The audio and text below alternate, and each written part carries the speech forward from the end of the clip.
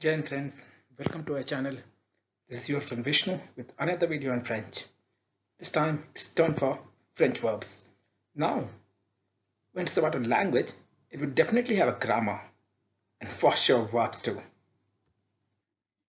So, today we'll discuss about primary categories of verbs in French. Now, there is a question.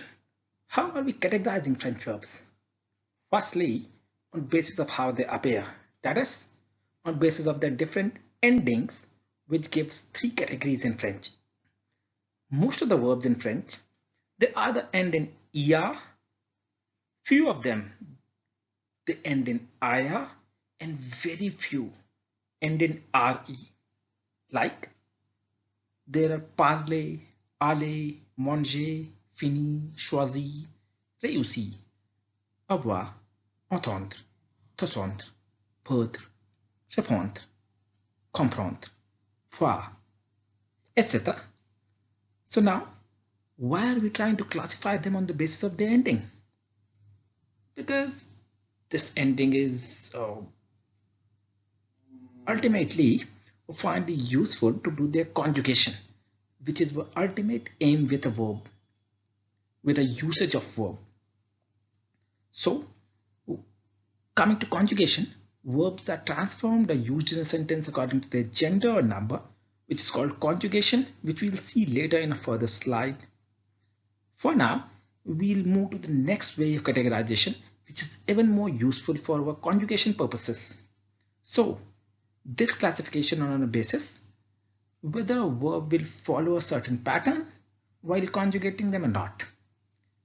Now, in case they follow a pattern, they're called regular verbs, and in case they don't follow a pattern, they're called irregular verbs. So, all regular ER verbs may follow a certain pattern. IR verbs may follow another pattern, and then RE verbs may follow a different pattern, which we'll discuss later. Note, it's very important. Remember it. It's impossible to tell just by looking at a verb whether it's regular or irregular.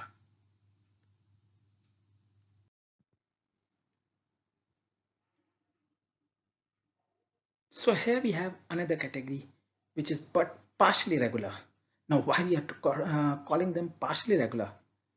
Because there is some pattern but there will be change in that pattern.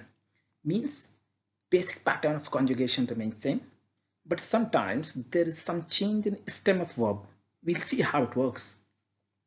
But this happens only for ER verbs. These partially verb categories lie only for ER verbs. So I'll help you to explain, especially for like dash ER verbs. So as we can see in one category, there are two categories listed over here with ER verbs. Now in one category of them, starting E is mute, whereas in another it's not. Like in appeler, it is appelé. Before second E is like A. Same with jeter. So stem changes in one way. Whereas in another category of E-ER verbs, E is a mute.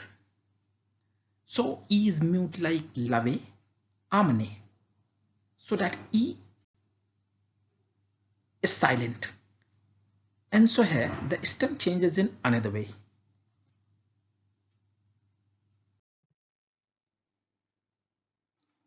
So like here are a few simple examples of verb conjugation for a ER verb. Note, we have taken a regular ER verbs, means it will follow a certain pattern for a conjugation.